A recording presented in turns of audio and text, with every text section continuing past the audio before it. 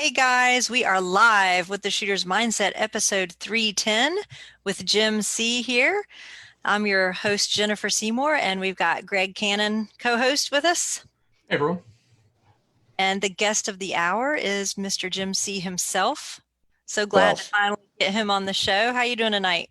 good. Thanks for having me. All right. Well, just to get things started, kind of let people get in here and get live and see it while Greg is sharing it around. Um, Kind of just tell us a little bit about yourself and what got you into shooting and what got you into the industry. I started shooting as a kid, really. I grew up in the country. Um, and, 40, 50 years ago, what did kids do? We didn't have all this electronic stuff. So we got a BB gun and we went outside and we shot birds and shot windows out of the neighbor's barn and whatever we could get our hands on. So I grew up that way. My dad didn't hunt, and I took an interest in hunting when I was younger, and I started bow hunting when I was 14 and squirrel hunting and things like that. And just grew up around guns, grew up shooting. And then when I worked in the plumbing industry. I was a commercial plumber for about 14 years. When I ended that career, I was a job foreman for a shop. And tragically, both my folks died at the age of 65, exactly 1 year apart. And after my dad's funeral, I was already tired of, the job I had. And I just told Cindy, I'm going to build guns for a living. And she looked at me like, you're crazy. And I just decided it was time for a career change. And so I wanted to do it right from the start. So I basically enrolled in a technical college and took machining. And I thought that was probably the best basis for learning how to use the tools and, taking precision measurements and all the things you need to know to be a good machinist. And when I finished that, I started some summer NRA courses at Trinidad State in Colorado. And the reason I took those was I had done a lot of stuff in the machining program, a lot of gun stuff. Covertly, I couldn't bring a gun to school, but I would bring gun parts and I would machine on gun parts. So I built a lot of tooling and fixturing that I was going to need in the gun business. Some of my instructors had worked in the gun industry, in the machining aspect of it at different manufacturing shops. And so they were real open to help me out and do things. And I had finished the curriculum early. So they were just like all hands on deck, whatever Jim needs, give it to him. Cause I was the old guy in the class, with a bunch of 18 and 19-year-old kids. And when I got to Trinidad, I started a basic machining course there because of a prerequisite. And we were making fixtures. And I just opened up my tool chest and I told the instructor, I have all this stuff made already. And he goes, where'd you buy it? And I go, I didn't buy it. I made it in machine tool class. And he's like, really? And so he goes, well, what do you want to do? And I go, I want to start putting barrels on receivers.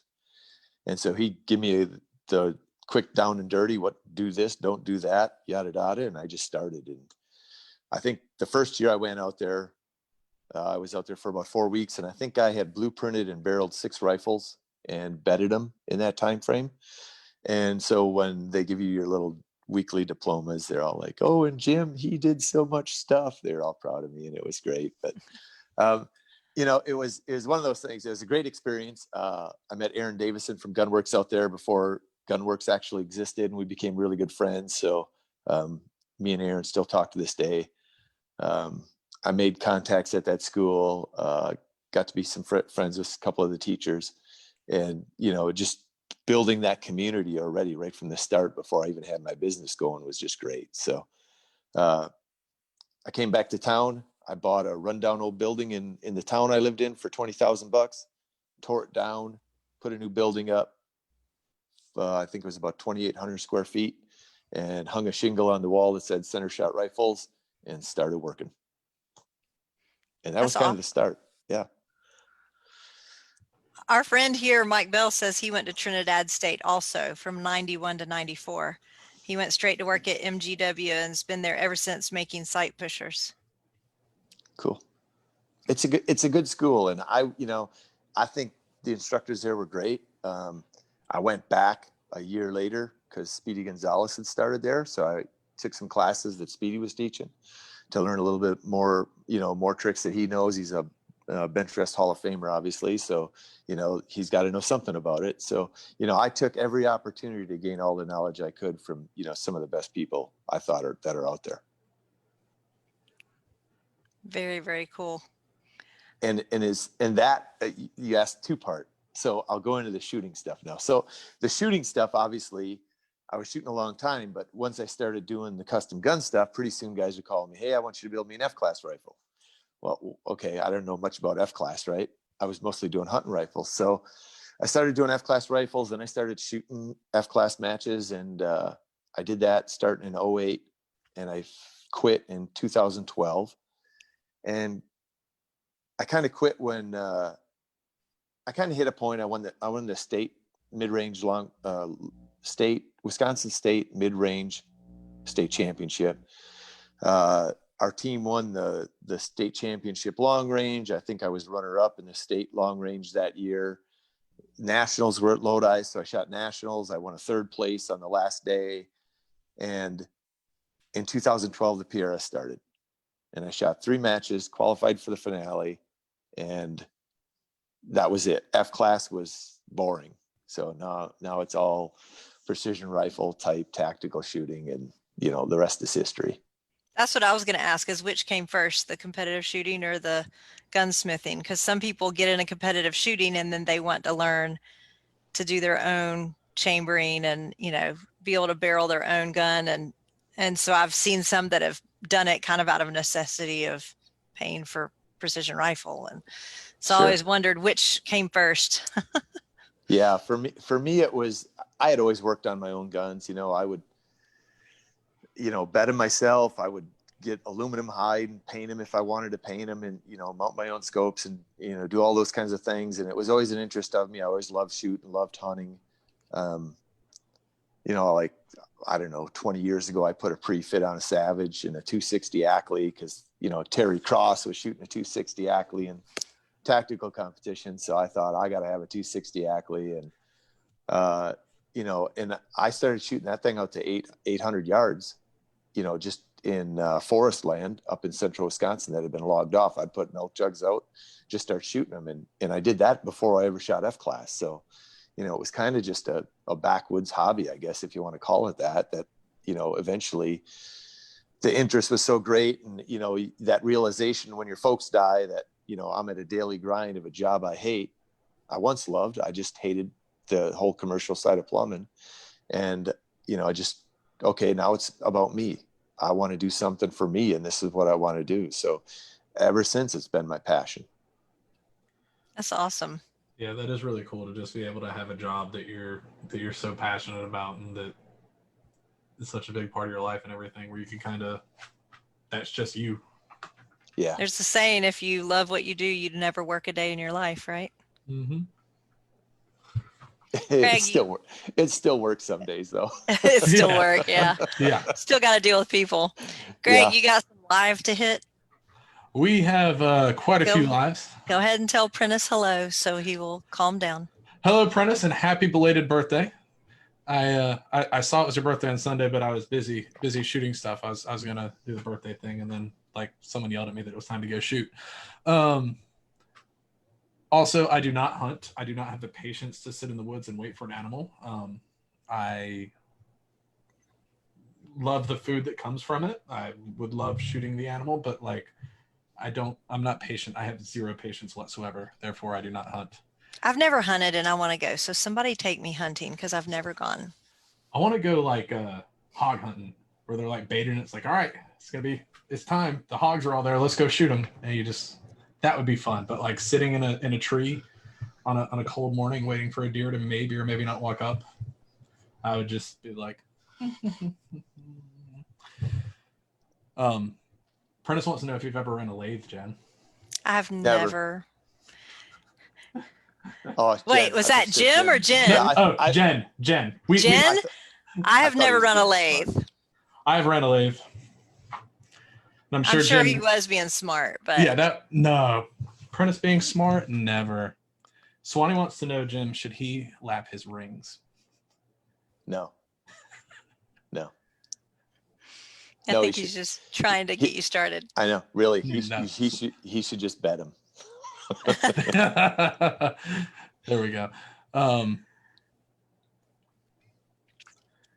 Jake Vibert said, "You sure are bald, Jim." Thanks, Jake. All right. Well, I want to see how much hair he's got when he's 50. Prentice and Tate Schroeder both said they can handle hog hunting, so we'll go hog hunting with one of them. Can I shoot hogs with us? Think so? Yeah, absolutely. Cool. Let's do it. Why not? Let's do it. I don't know. I've just never been hunting at all, and I don't know where to start with that. So I need somebody to take me. I've never been deer hunting. I've never been hog hunting. I've never been coyote hunting. Nothing. Just steel. I got some land in Oklahoma, so I get on there a lot of winters and mess around. And Tate took me and my brother hog hunting one night with thermals, and I didn't need to shoot a hog. I shot plenty of hogs, but we got my brother a pig, so he was super stoked. That's awesome. That sounds like a lot of fun. So, your company, Elite Accuracy, what all do you guys do? What sort of services and whatnot do you guys offer there? So it's not guys, it's just me. So it's a one-man shop. I build custom rifles. I have a blueprint that's a little bit different than most businesses. When I ran Center Shot in Wisconsin, I really got bogged down in ordering parts. You know, a guy wants a rifle, he wants this stock, that barrel, this action, and you just we're constantly ordering parts. And then the colors changed, and you ordered molded in colors with Macmillan, and now 2 weeks later he wants a different color, and that's not easy to change with Macmillan. When you put that order in, they want it's set. Mm-hmm. And that was a drain. It was really all the telephone work just kept you away from the machine. So the protocol now at the shop is you order all your parts, you have them sent here, I build the rifle, and I ship it back to you. And I try and get those out my goal is always 4 to 8 weeks. Sometimes it runs a little bit longer than that, but pretty much stick to my goal. Sometimes it depends. If I got Remington 700s that need to be blueprinted, I usually like to do those in batches. So if I get 5 guys over the course of 7 or 8 weeks sending me in Remington 700s, I usually just let them all sit until I get them all in. Then I blueprint them all at once, and then I go through and start barreling them. But, that's probably the majority of the business. The rest of the business is basically training. I do group classes. And I used to travel a lot around the country and do them on different ranges, all the way from Texas to Minnesota.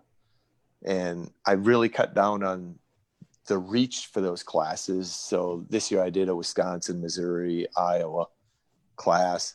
And then I now have a range 10 miles from home that goes out to 800 yards. So I'm doing more one-on-one stuff where if a guy needs to just come out for a day, we can book a weekend or a weekday and do 8 or 9 hours worth of training and pretty much, get them through everything they need to do to get proficient. It's, it'd be great to do 2 days one-on-one. It's just a lot of guys don't want to flip 2 days, and 1 day pretty much shows them what they need to do. And then they need to really buckle down and practice it after they leave. And I tell all my students is, if you come to the class and you shoot your rounds up and you learn all this new stuff and you don't practice for 4 weeks and you go to your next match, when they go, time starts now, you're not going to do anything you learned. Mm-hmm. You're going to do all your old habits because that's where your muscle memory is. And my class will pretty much have not gained you much at all. But it's those guys. So you mean that you have to practice and like just buying more gear or taking a class doesn't fix you? Taking a class will fix you if you follow up and ingrain those skills. Yeah, exactly. And I see it. I see plenty of guys who have really, motivated themselves that I gave them some tools, right? Some very valuable tools. And literally I'll get Facebook posts 3 days later, 5 days later, a week later, where, look, Jim, I shot this group at 800 yards doing what you said off this barricade or whatever. And, that's cool. But then you'll actually see those guys start to hit the podium at 1-day matches. And, within maybe a year, you'll see them on a podium of a 2-day match, or at least the top 10. And, it's pretty rewarding as far as just being an instructor and seeing some of your students do that. And there's going to be students who, I've had some this year that were just like, Jim, I'm coming to your class next week because I want to get out of the house from COVID. So, it wasn't, they just hadn't been to the range in so long. They're just like, hey, I can pay $400, go shoot on a range for 2 days and maybe learn something from Jim, but at least I'm getting out of the house. I don't have to listen to the wife and the kids screaming all the time. And, it was a thing really this year. So, That makes it good for business. Mm-hmm. Yeah. And I obviously this year's been screwed for everybody, but I mean, hopefully next year we're back on track. I hope so bad. Not as much as me. Yeah, truth. Trust me, not as much as me. See, when we started up our first match after the initial hit of COVID, our own little NRL 22 series, everybody was so excited to be back out on the range and just out of the house. And I haven't touched this thing in months, but I don't care. I'm with you guys on the range. It's gonna be a good day. Yeah. So I run the Vortex Rampage here in Iowa, and this year was a super big challenge. We opened the match up. I recruited sponsors, and 4 weeks prior to the match, I lost my range. The range owner didn't want me to have the match. He was a little bit afraid of somebody getting sick. So I laid in bed that night thinking, what's the easy thing to do? I only had at that point 50 people registered. And I thought the easy thing to do is we're 4 weeks away from a match. It's only half full. The easy thing to do is just refund everybody and just call it. And I had put so much work into that match already. I refused to do it. So the next morning I called a game farm 10 miles from town, called the guy, told him what I wanted to do. He's like, yeah, come on out. And so I literally, within 12 hours of being told no, I was sitting in a truck with a guy who owns 700 acres, and we're driving around, and I'm saying, I can have a match right here. And he goes, well, do it then. And I'm like, cool. I called Bud Sanson at X Steel Targets, ordered up $4,000 worth of targets, and just started getting it going. I think Bud had me the targets in like 9 or 10 days. I went out there, set up a course fire. My son Danny was out there working countless hours. I had him up there with a push mower mowing the shooting spots on this hillside. He wasn't excited about that, but whatever, we got it done. We run a little bit different format because of social distancing. I got approval from the sheriff in the county. He said, just write up on the paperwork what you're doing to social distance. So if anybody calls and we got to come out there, you can just hand the deputy the piece of paper and he can say, okay, everything's cool, and he can leave.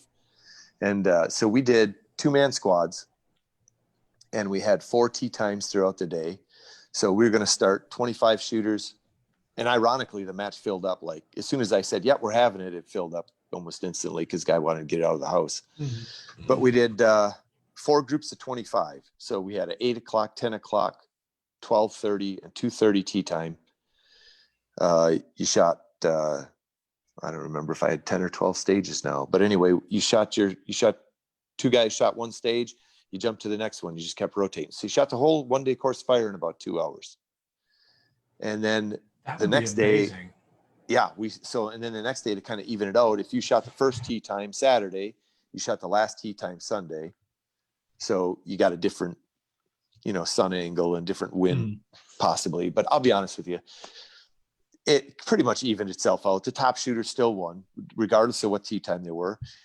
Of the top 3 shooters, they came out at 2 completely different tee times.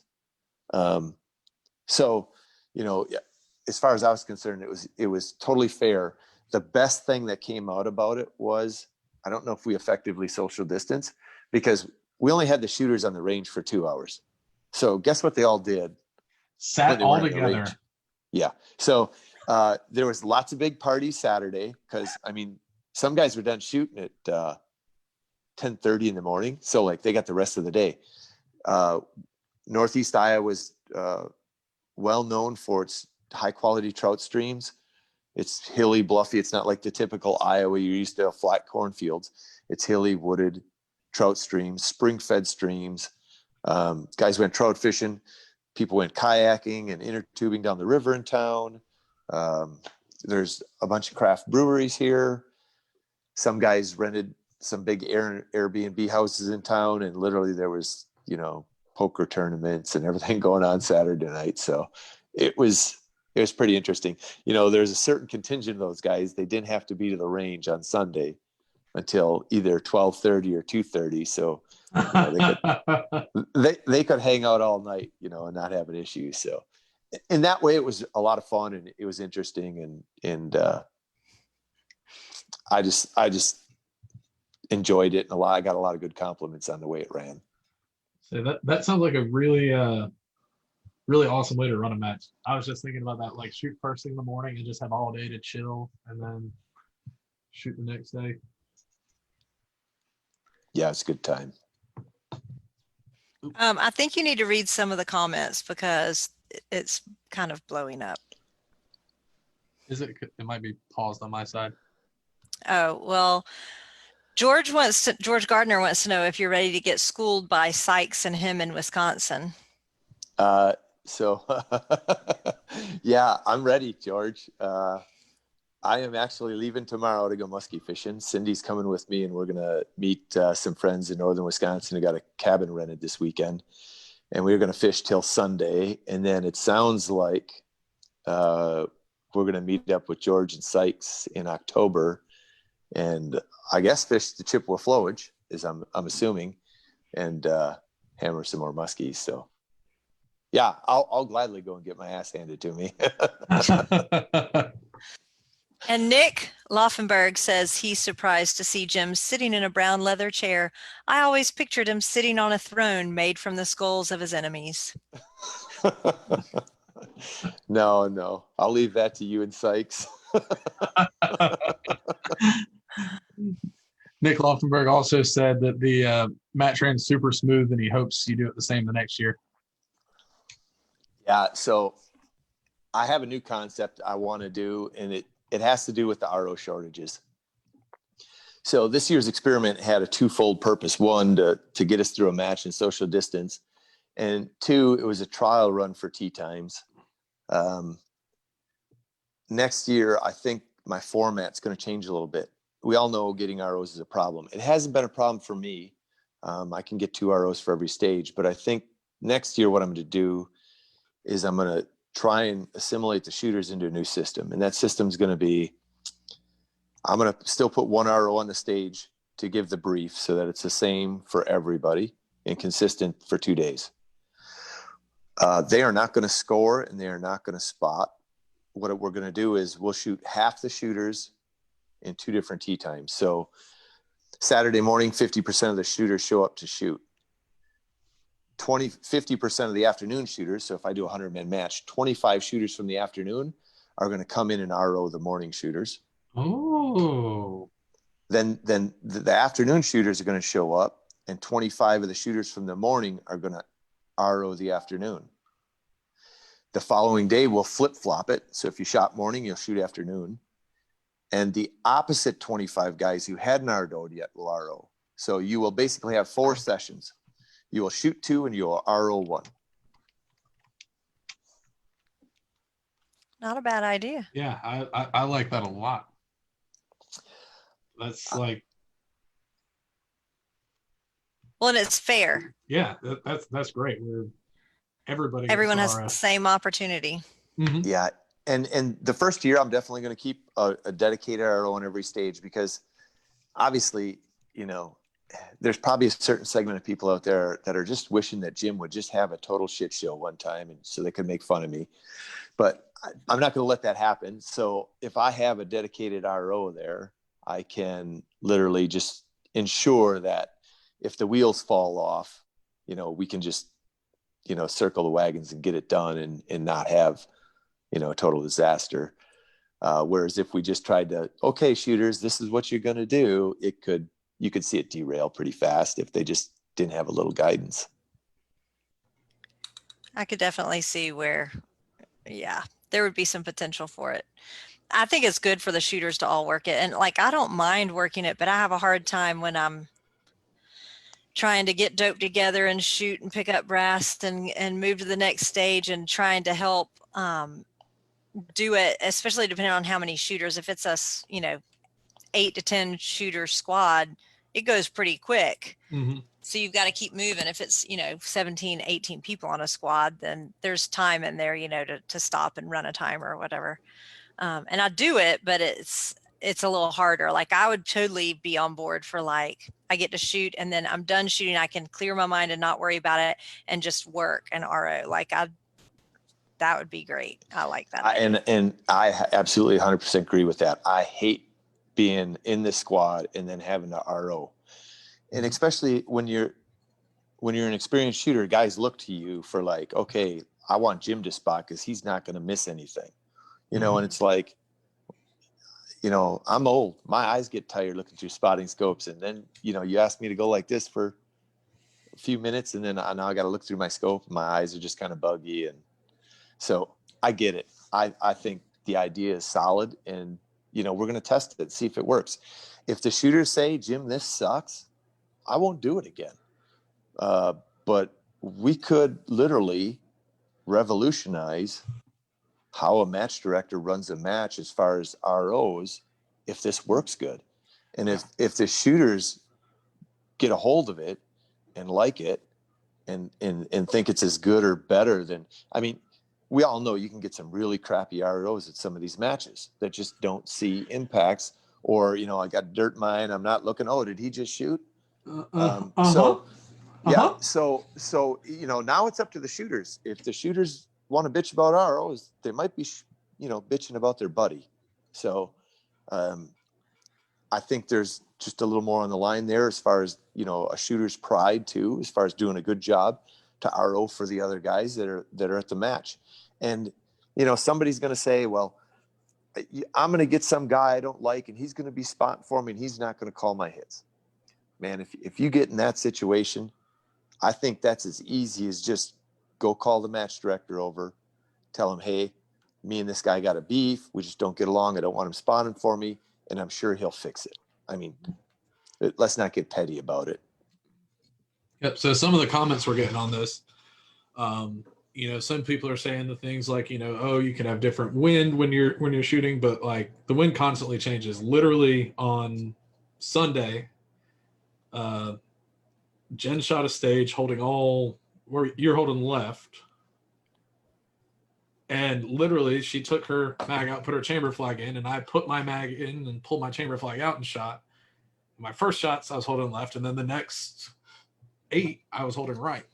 And not only that, but, if you get to the situation where it's like, oh, well, it was raining when this person shot, this stage, it's the same thing. You get rain for an hour in a match, and one person has rain on the long range stage, whereas another person has rain on the PRS barricade. That affects them differently, but that's just the way it is. I've said this for years about this sport. If you think you're going to get 100% fair shake every time you go to a match, don't go to a match. You're in the wrong sport. There's going to be something, somebody's going to start on a long range stage first thing in the morning. They're going to do really well on it. There's going to be different wins for different people because you're only shooting at most of these matches for about 25 minutes a day, and it's spread out over the whole day. And there's a whole bunch of people who aren't shooting in your 25 minutes that are getting something different than you are. And I can tell you, literally, we did tee time sign up. You could sign up for tee times this year.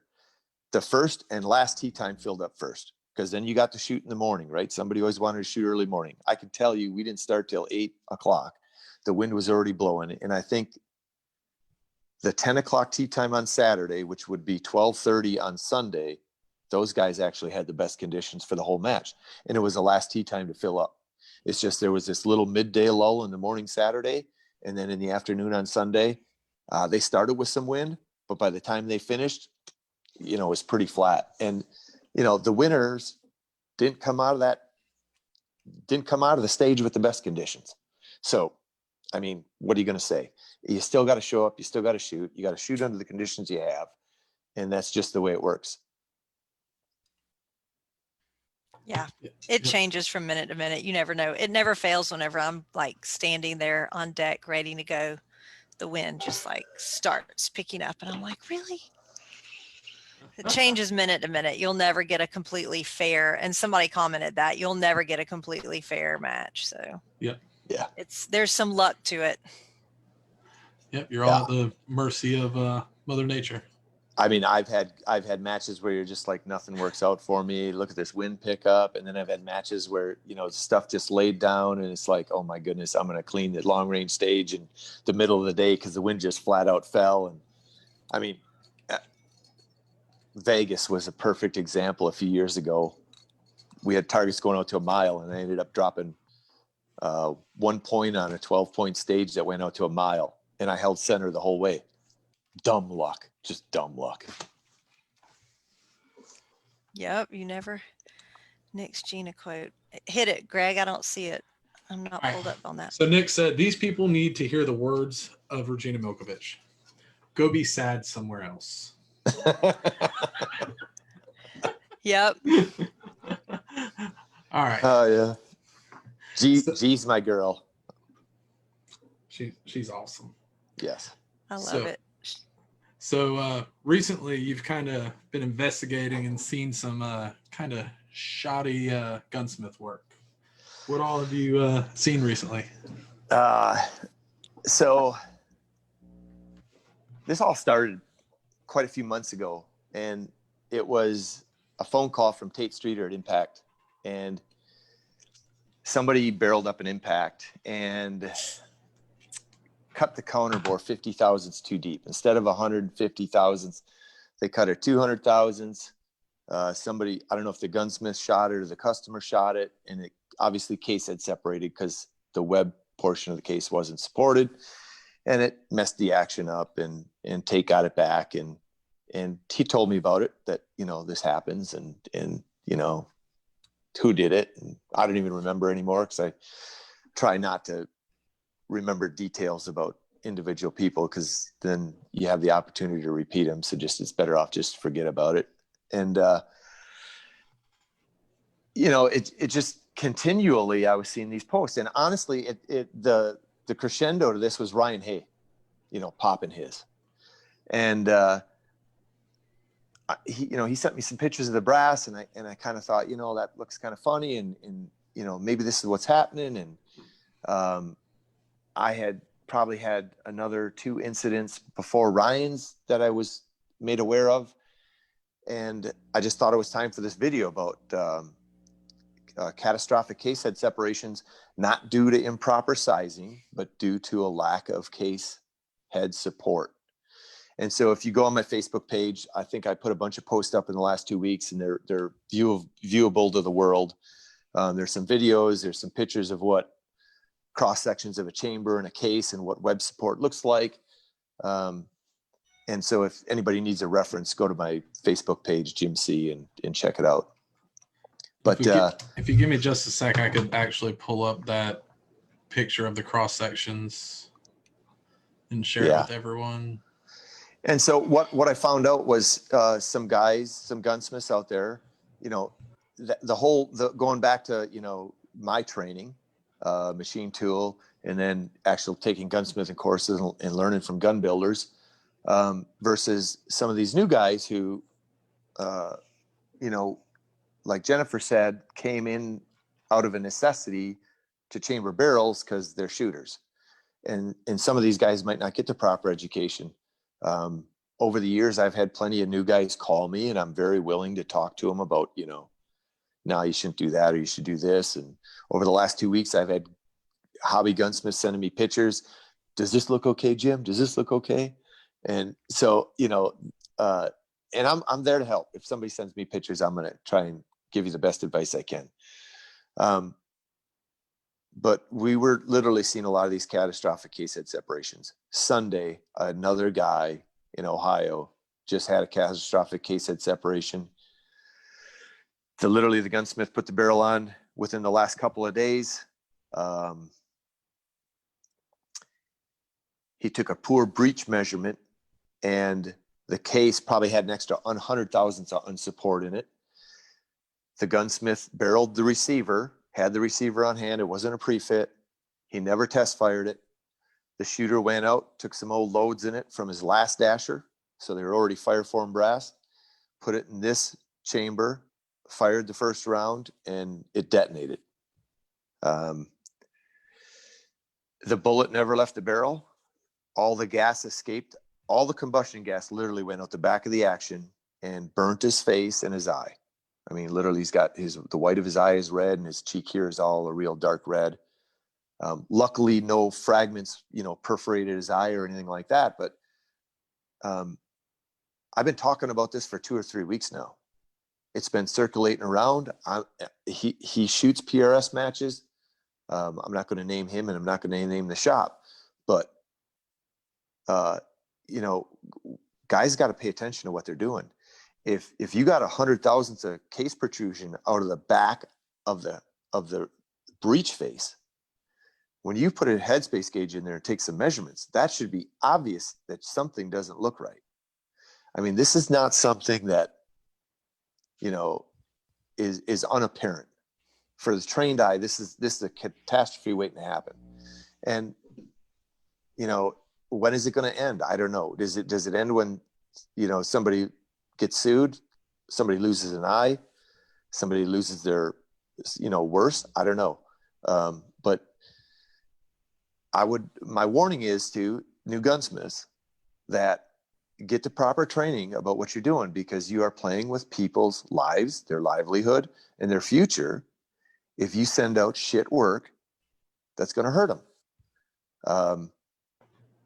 Over the last 2 weeks, I've had a conversation with another gunsmith who was cutting the counter bore, or the chamfer from the counter bore into the case or into the chamber a little too aggressively, let's say. And so he was getting a borderline unsupported case situation with some brass, because some brass, the case web is thinner than other manufacturers' brass. And, he had a history of a few of these, happening. And literally this week, he took the steps to contact every customer who he made barrels for that are using Lapua 6BR brass, and have them send them back so he can fix them. I mean, and he's going to do it at his expense. So, some of the stuff I'm posting up is sinking in. Guys are seeing it. They're realizing, hey, maybe it wasn't a hot load that popped that guy's gun. Maybe it was an unsupported case. And maybe I need to look at my procedures and fix them and reevaluate it. And that's why I've been so aggressive the past couple of weeks with the video and the picture posts and the crappy threading jobs on some of these barrels that these new smiths that are completely untrained. God. I mean, I had some pictures up. I deleted some of them. They were just so bad. And they were just causing more questions. Like, guys are sending me images of the thread job saying, is this okay, Jim? And this, that, and the other thing. And most of them were fine. But literally had pictures sent to me of work that other gunsmiths fixed. Literally, somebody got a barrel from this gunsmith. It barely screwed on their action. They looked at the threads. They're all boogered up. They take it to another gunsmith. He takes pictures of it, sends them to me, and fixes the problem. And the original gunsmith just thinks his stuff is winning matches out there somewhere because, this guy's now got a fixed gun by somebody else, and he's going out and doing good with it. And he thinks it's his when it's not his anymore, because his work was total crap. Mm-hmm. And, when your threads are supposed to be a 60-degree V, okay? Straight angles, not, some that look like this. Yeah, it's like there was one that was kind of like that. Yeah, it's like it was like one head was real sharp on one side, and it kind of had a big old dish like this, like a half pipe for a skateboard. And it's I don't know what they learned. I don't know where they learned that, but they never took a machining class. Trust me. And they are running a legitimate FFL gunsmithing business, and with a website, a Facebook page, and it is horrendously scary from the seat I sit in to see that stuff. Yeah. That's crazy. With the unsupported case heads, is it any particular caliber worse than others that you're seeing more prominently, or is it just across the board? Yeah. So it really depends a lot on the manufacturer of the brass. So obviously brass is brass, but there's some different alloy mixes brass manufacturers can use. Also, brass manufacturers want to be known for having good brass, and they want to be known for having brass that doesn't show pressure signs. So one of the ways to do that is to make your internal capacity a little bit bigger so that it acts like a bigger cartridge. And to do that, that means your web in the base of the cartridge gets thinner. Okay. Here, And I don't know, I'm gonna show Greg, you. I don't know if you can pull up one of them pictures. Yeah. We'll go over to your Facebook right now so everyone can kind of see what we're talking about. Yeah. So I got a Peterson there, a Norma, and an Alpha. And then in the comments, I got a Lapua. Lapua in 6BR brass is one of the thinnest case heads there is. And that case needs to be really tight on the chamfer and the distance from the bolt nose to the bolt nose recess. So nope, that's not it. Keep going down. That would be it right there. Oh. So you can see right there, this particular barrel was chambered for a surgeon. The counter bore on that barrel is 145 deep. Assuming it's set with between 5 and 10 thousandths of clearance between the nose and the bottom of that counter bore. And you can see between the brass has got that cut in it for the extractor, and it's all 90-degree perpendicular. And then at the top, it's got an angle there. Okay. And that meets the chamber wall. And where it meets the chamber wall, you can see a real small chamfer. Okay. Right. And that's just to keep from when the cartridge goes up into the case, that chamfer is only to keep from, it's not, if it was a sharp 90 degrees left from the reamer, it would scrape brass. So you just break the edge. And I did that barrel back in 2012. That's my own 6XC. What I did was I just stuck this piece of BR brass in there to where head space would be to show the relationship where a properly cut counterborn chamfer would support a piece of Lapua brass. And you can see that there's not a lot of room for error there. If that counterbore was cut deep or that chamfer was excessive, we could get to a point where that junction from case head, which is the big thick part, to the sidewall, which is the start of the web, could be unsupported. And that's what we were seeing, where literally guys had that stuff cut too deep, either by accident or just overdoing chamfers, thinking that they needed to so it would feed better. And so I think that Lapua 6BR brass from the inside of the case to the outside of the case head measured 171, low 170, 171, 172, 173. So when we got a counter bore on a bolt face that's 150 deep, that means we only got about another 20 thousandths to play with in the clearance from the bolt nose to the counter bore and with our chamfer. So, we've got to be very careful in how we cut these things. And if you're not educated on this and you're just going willy-nilly about this, you're not thinking about what that brass looks like internally. Now, let's pull up Peterson, for instance. If we go up to the top. Scroll. Peterson. Okay, so now you guys can all see the difference there. That you could put a heck of a chamfer on that one. Yeah. So, but as gunsmiths, we don't know what brass is going to be running in these cases. So we've got to be very careful in what we do and build the rifle for the weakest link. Exactly. So we have to have some awareness of what case head thickness is, what we mean by case head support, and all those other little details. What we were seeing was, let's go to the picture of Alpha. Okay, Alpha's a little bit thicker than Lapua, but not quite as thick as Peterson. And the Alpha guys, I did have a conference call with them this week, and they are coming out with some new alloy and a new process that is supposed to really nip this in the bud. So we'll see what they come out with in the next month or so here, but they're going to change some things. But we can see this actual piece of brass was one that Ryan Hayes sent me. It was from his rifle that he had the case head separation on. So if we look at the chamfer and we see where it is, his barrel had more chamfer than that. It actually met right about where that case head stopped. So like here. Yes. My mouse? Yep. I Okay, can cool. see it. Cool. And so what was happening was this little ring was showing up on the outside of his brass, right where that junction was, because he was getting a little expansion, a little push on that. And he literally called me a week before he popped that case and told me about this problem he is having with this brass, and that he was actually having to run a small base size die over it to get it to chamber again. And that's because that brass was forming and pushing out a little bit right there. Okay. Where it was unsupported right at that web juncture. And so he'd run a small base die on it, and he'd size it, and he says, Jim, what's wrong? And we talked about, maybe there was not enough case head support, maybe there's something wrong with the brass, whatever. It's hard to diagnose some stuff over the phone. I don't know that was his. Yeah, I don't know. I thought I saw a picture. That could have been someone else's. But so Ryan talked to me about it, and I said, the reality is, Ryan, if the Peterson works just fine in it, just run the Peterson. Well, I guess the Alpha was all ready to load, so he went and loaded that, and goes to Friday check-in, and he pops one. But because this brass was a piece that was fired a couple times in his gun, if you go back to that Alpha, I'm going to show you kind of what was happening. All right. Back there. All right.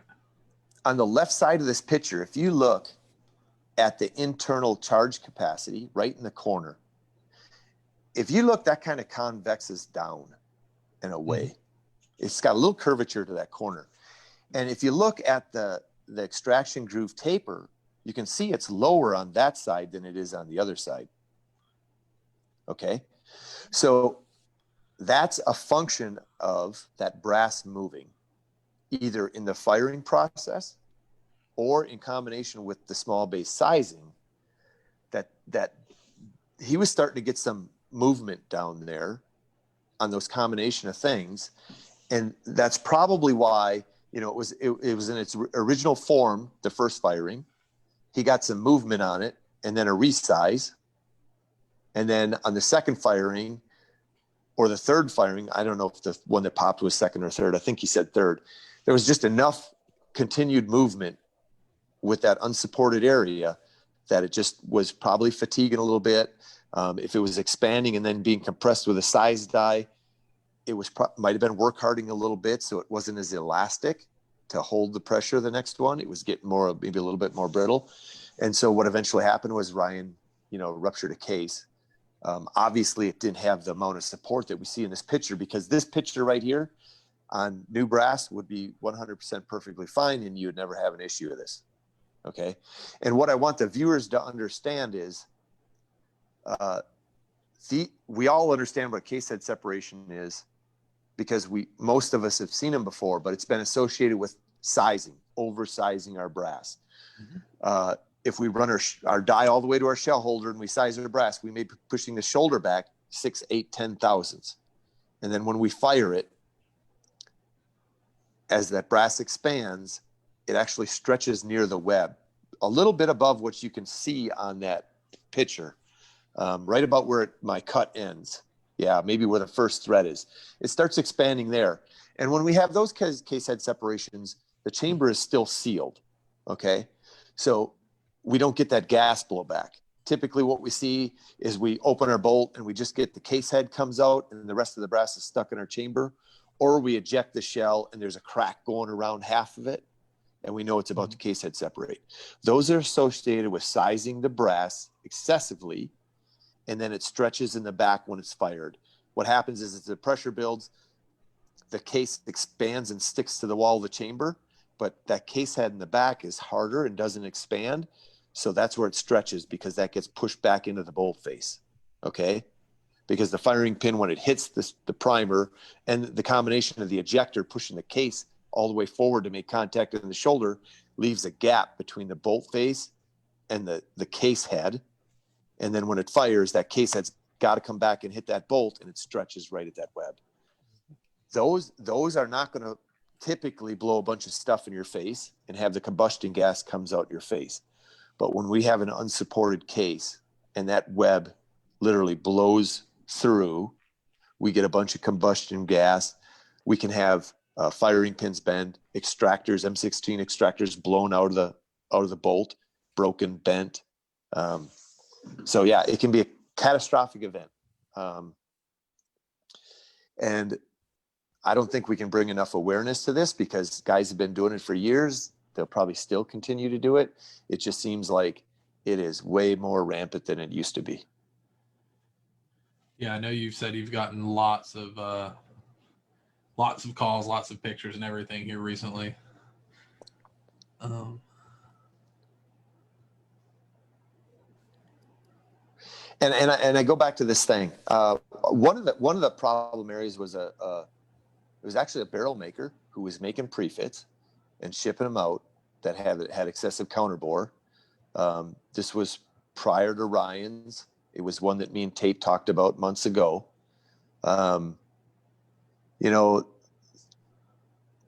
We can argue the value of prefits, okay? And we can say, Jim's bitching about prefits because it's sour grapes because that's less barrel work he does in his shop. Okay, I get that. I'm not going to make prefits because I don't want to send you a barrel, have you screwed on your action, and you test fire it the first time. I want to do the test fire on it so that I know it's right, and I can inspect the brass when I'm done, and I can look over everything I did and make sure I'm sending the customer a safe piece of equipment. If you sell a prefit and ship it to a customer and let them screw it on their action, you didn't fire that gun the first time. You're allowing him to. Are you sending him a warning card with that barrel that says, don't shoulder the gun, fire it with a string in case we screwed up? Because literally, there's a barrel maker out there that popped a whole bunch of actions. We'll get back to shooters. A shooter goes to a lot of matches and it's expensive. But if I start a business, it's a tax deduction because when I go to matches, I'm advertising. So I deduct match fee, mileage, meals. Okay. So Joe Blow opens his little business. He sells pre-fit barrels, actions, MPA stocks. Okay. Well, now that all these parts come in, let's get Trigger Tech triggers and APA brakes. And I've got pre-fit barrels. I can screw them on actions, assemble a gun in 40 minutes and ship it out. Okay. But I have no experience to know what I'm looking at, to know if what I put together was done properly by company A, B, Z, X, and Y. Okay. And so now somebody that's probably not got a lot of experience to put some rifles together, shipping them to people, they're shooting them. A few of them are getting case head separations. The vast majority are never going to have a problem. But occasionally we all know bad parts can slip through manufacturing. And is the convenience of prefits worth the possibility of losing an eye? I guess that's what you got to ask yourself. To me, it's not, but people are going to say, well, that's Jim C. He builds rifles for a living. He's going to say those exact same things because it's a loss of business for him. It's not a loss of business for me. My business model is I work in the shop when I have work to do in the shop. When I'm not in the shop, I go enjoy life. I shoot a match. I go fishing. I go to the gym. I work out. So it's not business I'm losing. It's business that is just business. Somebody else is going to get it. I don't care if it gets it. Anybody who knows me and has worked with me and asked me questions, who's in the business, knows I'm totally generous when it comes to helping the next guy out, giving him information he needs, to do a better job and all those things. Maybe that's to my detriment too. But the fact is, I don't need to go another day and have another friend send me a picture of his face with a blood clot in his eye and little streams of blood coming down his cheeks. I just don't need it. And I'll be honest with you, just going through what I went through in the last 3 weeks and having all these pictures sent to me, I've never had this happen to anything I've built. And I actually look at those pictures and I get a little scared. I just start saying to myself, God, what would I ever do if one of mine did this to one of my friends? I'd probably quit.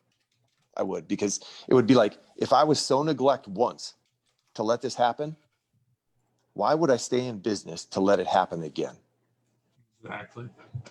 So back to Hayes' case issues. He commented a little bit. He said that the Peterson cases can take excessive chamfer. He had 11 firings on that piece of brass. He said the neck was not trimmed down on the Peterson, and he was jamming the necks. Then he switched to alpha, and it was the fourth firing on the alpha. The Peterson brass was used for 2 whole barrels, and he never had more than 4 thou bump back on the shoulders for both the alpha and the Peterson. Oh, and so Ryan, I did section that piece of Peterson brass, and at 11 firings, you were getting some web stretching. So it wasn't near to the point of being a case head separation, your typical sizing related case head separation. But I can send you a picture of that, the web stretch you had in that brass tomorrow, just so you know what it looked like. That'd be awesome. And that was unrelated. That was unrelated to what he had for breech support or case web support, because that Peterson had plenty there. So I'm not going to cut that. I'm not going to cut on alpha because Lapua's got some thinner case heads. Ryan Smith handled this exactly how he should have. He learned from it. He fixed the issue, and he knows now. He's educated. He knows what to do correctly.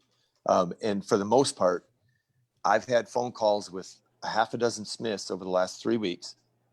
Some of them had this issue. Some of them wanted to say, "Oh, it was customers. They overcharged their case." And that wasn't the case with some of them. Some of them was a lack of support, too big a chamfer. And all these guys, they're professional Smiths. They're in the business. I respect every one of them. It was a mistake, whether it was misreading a print, not assuming that the brass had case heads that were this thin. Whatever it was, they've all made strides to correct it. But then again, the one that happened Sunday, relatively new Smith, bought a CNC machine, put a shop up. He's got about 30 barrels under his belt, and he already let this go out. I would say that's either a complete lack of awareness to let a case. If you cut the breech 100 thousandths short and you cut your counter bore 150 deep, that means you got 250 of unsupported case, and there's no case head that's over 250 thick. So it's clear case it's going to rupture. For him to not catch that is negligent. I mean, if the dude would have been seriously hurt, he'd own that gunsmith. He would own that gunsmith. And that's my next warning. God forbid your rifle blow up and you're hurt seriously. But if it happens, the first thing I would do as a shooter is I would call law enforcement. And I would have them collect the evidence and have it be secured so it's not in a third party's, it's not in a separate party's hands.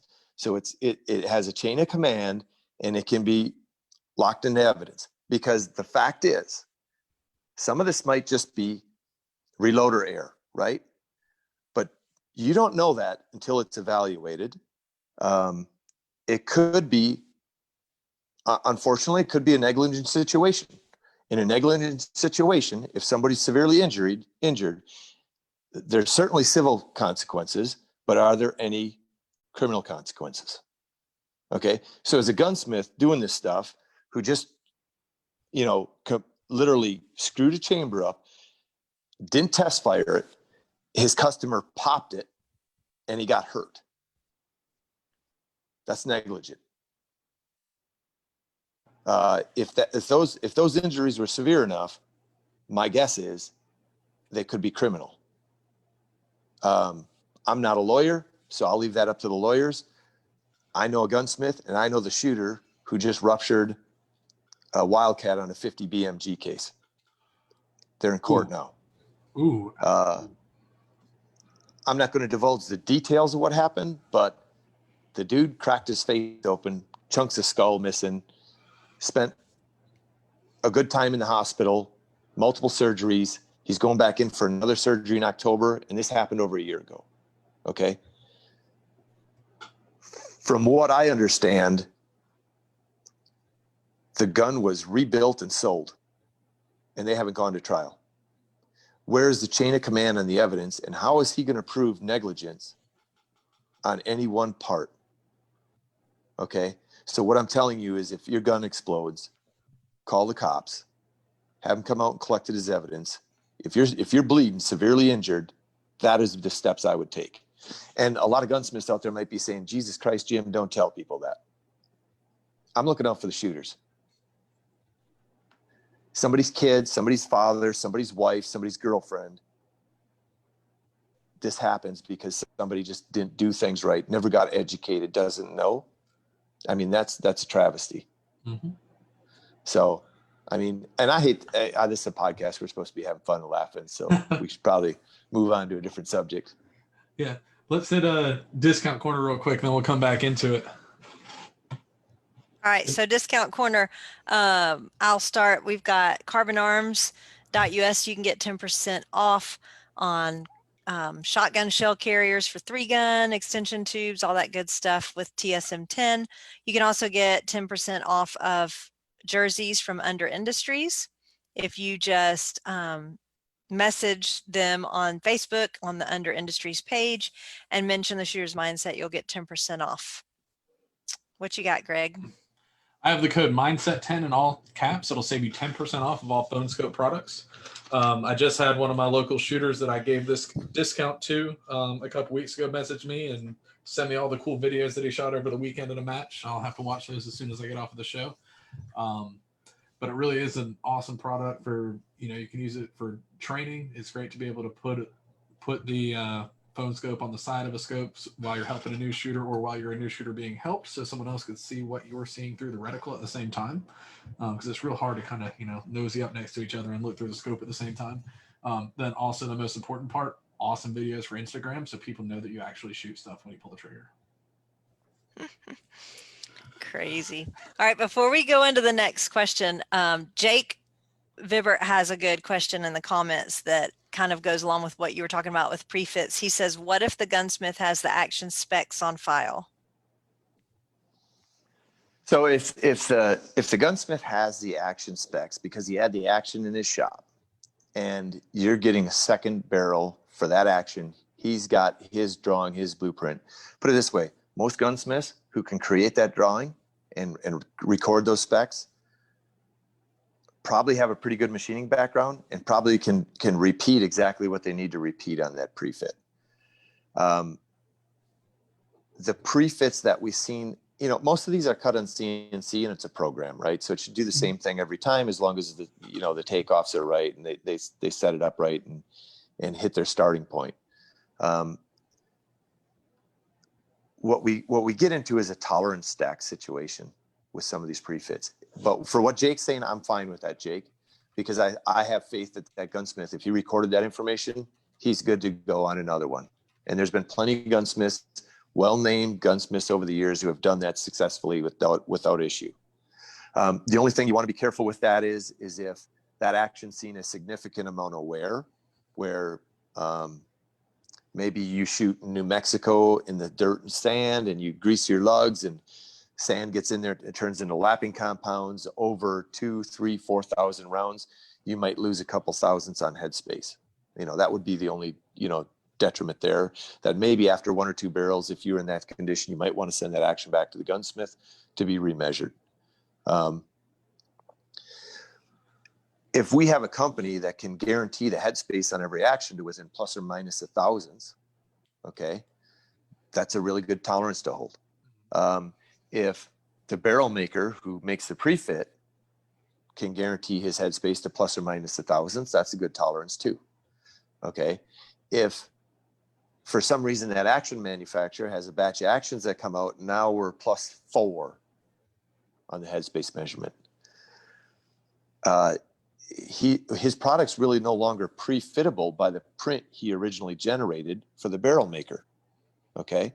So he's got 2 choices. He either fixes those actions by taking a cut off either the receiver face or the bolt face, or he scraps them. Or he just says, it's good enough, let's send it out. I mean, that would be a pretty shitty thing to do.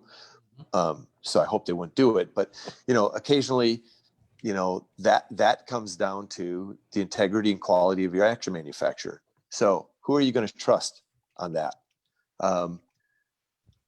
When we start digging deeper, we realize who's really making these actions. So I know an impact action is made by Tate Streeter in Tate Streeter's shop from start to finish. Okay. There's some other action manufacturers out there that are just a distributor. They contract a machine shop to make your action. And then that action is done in a batch, and that batch is sent to the distributor, who is the one who puts the name on it, labels it, and calls it his. And when that manufacturer of that CNC shop, probably an ISO 9000 shop, good shops, there's a report that goes with those actions, and it says, you have 7 days to inspect these parts for quality. If we don't hear from you in 7 days, we will take the understanding that you accept these parts as they are built to print. Now you're relying on that distributor to measure and validate the numbers on those parts. Okay. Can we do that? Can we trust him? Is this the guy that we trust with our eyes to do that before he sends it to us? I mean, so you can see there's a big can of worms here. Okay. So I don't want people to stop making pre-fits. Okay. I understand it gets shooters into barrels quicker. And if done properly, they're totally legit and they work really well. I just want the shooters to understand there's this much risk. Okay. It's a little bit. So like I said in the video, learn how to measure some parts, learn how to check your headspace, learn what a supported or an unsupported case looks like. And you can take this much risk and turn it into this much risk. Okay. But if you're going to trust the guy who takes the parts from manufacturer X, brings them into his possession and says, yeah, they look good, and ships them to you, you have more faith than I have in that guy. I want to know his machining background, his measuring background. I want to know if he's got a Starrett digital optical comparator and what he's doing to validate these numbers. So that leads straight into like my next question is, how do you vet a gunsmith? So when I started this, I don't have a machining background. I'm a nurse. I can save you if you get a hole in you most of the time, but I don't know. I don't know the machining things. I don't know, I am very much a lay person when it comes to this. I wanted to start shooting. I didn't have anyone around that did it. So trying to learn, what gunsmith to go with, I just basically went off of really the word of Regina. It was like, here's a cert on the prize table. And I'm like, yeah, but who is that? I don't want just anybody cutting my barrels. He cuts my barrels. Okay, sold, because I trusted her. But for anybody that doesn't have someone that they trust that can give them that guidance to get a really great gunsmith, then how do you know? How do you vet someone? How do you look somebody up and see if they're legit or if they're just in their garage with a lathe? So some of these new guys have one thing in common: anonymity. You don't know who they are. This particular gunsmith in Ohio, I went on his website. I couldn't associate a name with the business. I couldn't put a person's face or a name to the business. I don't know why they're hiding, right? My face and my name's all over my website. George's face and name is all over his website. Travis Stevens' name and face is all over his website. So there's guys out there that aren't afraid to tell you who they are. Obviously, going off the recommendation of a trusted shooter who you trust and know has had a history with this gunsmith is another good option. I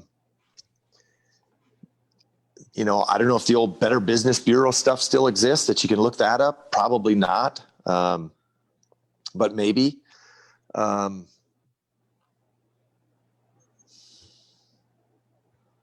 I It's would kind of just be difficult for lay people. it, It really it, is to it, find it, out. I mean, it is. And the thing is, so many people have been burnt. I mean, I don't know this. I'm a gunsmith, so I hear all the stories, right? Oh, I had so and so do this and this, horrible, this, that. Or I get somebody's rifle in that somebody else built, and they've got 200 rounds through it, and that gunsmith says, it's not the gun, it's you. And then I get the gun in to look at, and I tear it apart, and I'm like, the recoil lug is binding on the shank. It isn't even fitting flush.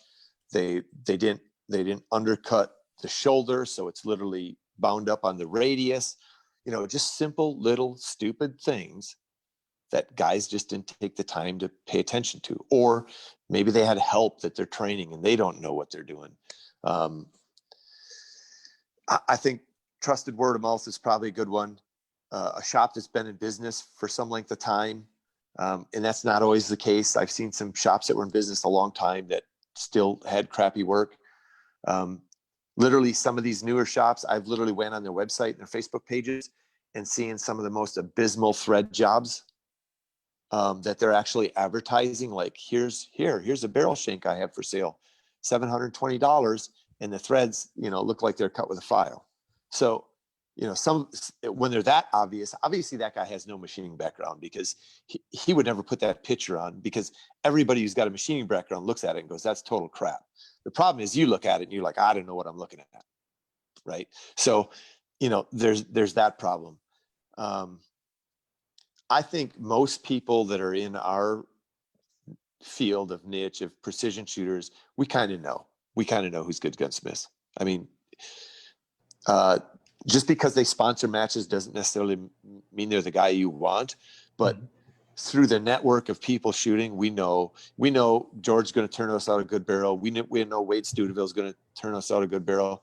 We know Travis Stevens is going to turn us out a good barrel. There's just those guys that we know that are going to do good work. But when you're that guy who has no recollection of what this industry is, and you just want that hunting rifle, and you say, well, I wonder who's in my state who builds rifles, and you do a search and you find this guy, I guess at a minimum, I would just say, can you give me a reference list of 5 of your past customers? And he may send you, he's probably going to send you the list of his 5 best customers, right? Mm-hmm. And if all 5 of those guys only ever got one barrel job from him, or one rifle from him, I probably wouldn't use him. But if 5 of those guys have 3 or 4 different rifles from him and say, oh yeah, he's good to go, he builds accurate stuff, I mean, this stuff shoots, it looks good, you're probably fine. The one thing you can pretty much bet on, if the guy's chambers are bad, crooked, rough, or his threads are horrible, we can typically see muzzle threads pretty easy, screw the muzzle brake off if it's not, rock set on or something like that. We can see that work. We can see the Cerakote. We can see the bedding job. We take that stuff apart and look at it.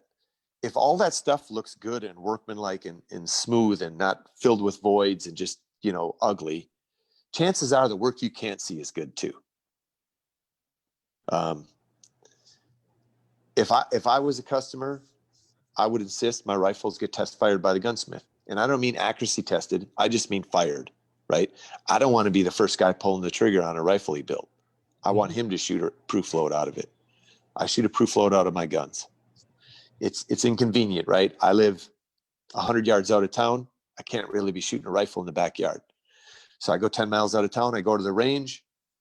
I'll burn 2 or 3 in the dirt, inspect the brass, look at everything, make sure it looks good. I don't have any, funny marks on the brass or, funny looking primers or anything like that, that everything worked, functioned, nothing, did anything crazy. And do I trust that stuff when I shoot it? Absolutely. Because I know what I put together. But this is the last thing I'm going to do before I send it to that customer, because I need to know for my own peace of mind, this gun is 100%. Okay. What happens if I don't do that? I ship a gun to a customer and he calls me 2 days later and said, my gun blew up on the first shot. I have no idea what happened because I never shot it. I never did that final inspection, which is to pull the trigger. So, I mean, it's Mhm. important. It's important stuff. We got a couple and- good and- suggestions on live. Let's hear them. So Nick Laufenberg says we should start a gyms list, a list of quality approved gunsmiths by the man himself. I'll tell you what, there's so many gunsmiths in this country. I would only know a handful of them, and it would be a very incomplete list. It would require, here's what it would require. It would be like the whole, I don't know what they used to call it, the whole 3 degrees or whatever, who you know. So it would require Jim to say, I trust these 10 guys. And then those 10 guys would say, I trust these 10 guys. Oh, there we go. And then those 10 guys would say, well, maybe they're so far down the totem pole, they're like, I really only trust that guy. And eventually we get to the guys who like don't trust anybody. There we go.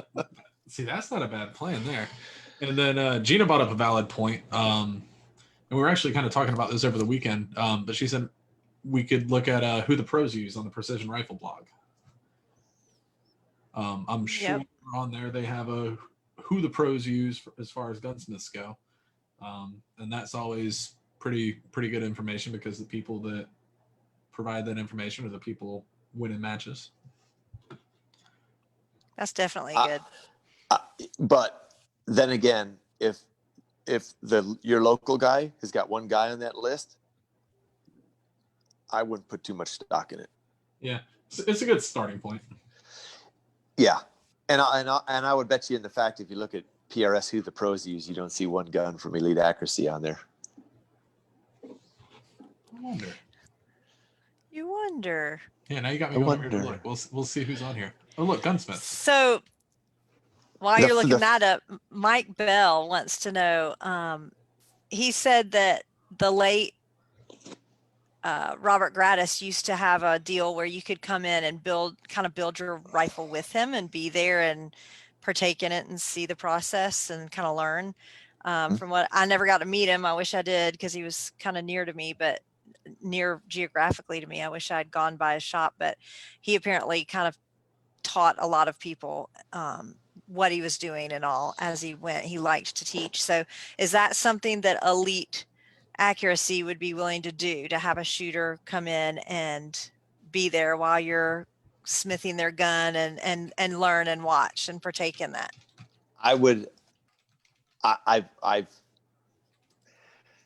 So when I started Center Shot in Wisconsin, I had a film crew come in and we barreled a Mauser for a project for a TV show that they never did air it, but I did it for free for the sake that I was going to get publicity off of it.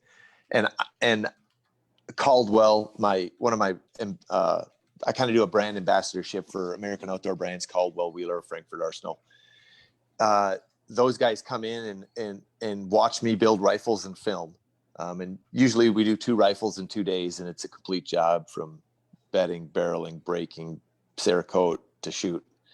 And I would totally have, if guys wanted to come in and do it, you get all the parts lined up, you call me, we'll schedule 2 days to do it, because it'll be done in 2 days.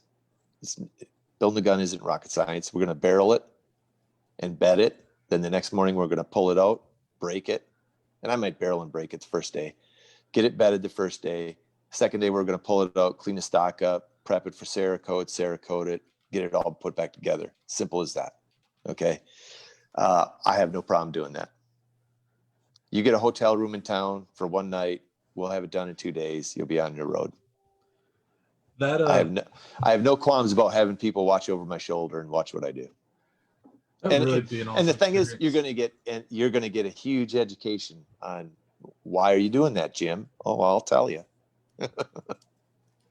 I think that's awesome. I like to learn and see and learn how, like learning, reloading. People would try and give advice over text or whatever. And I was like, I don't understand any of that. And until I could get there and see it, it didn't make any sense to me. Yeah. And here's the thing. I know Robert, he'd like, oh yeah, I seen some videos that some promo guys did. Robert had let him, run the lathe a little bit and throw the half nut in and engage the thread dial or whatever. And Okay, so I'm not going to let the guys do that. Like, I'm not going to teach you how to machine, but I will teach you everything I do to make an accurate rifle and machine it properly. But I'm just not good. You know, if you want to open up your own stock and sand a little bit here and there and mix the bedding up, that's fine. I'll let you do all that stuff. But when it comes to the important stuff we don't want to have to redo, I'll just do it. That might be a safer bet. Yeah.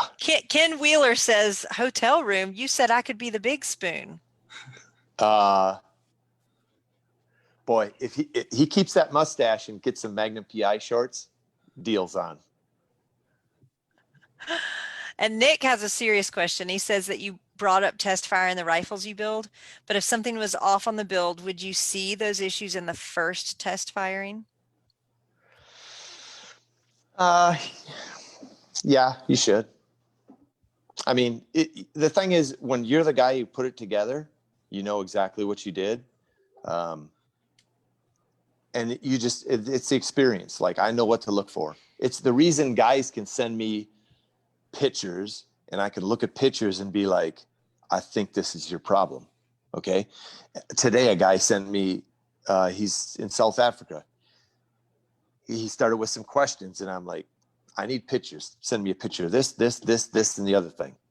And it turns out his 8,000 rounds on a Tika action and the primary extraction isn't kicking in real hard, and he's got a lot of distortion on the part of the bolt that hits the cam, and the movement of that metal and the displacement of it is removing his primary extraction, so he's having to jerk the bolt back to pop the shell loose. That and a combination of a really dirty chamber is what was probably his issue.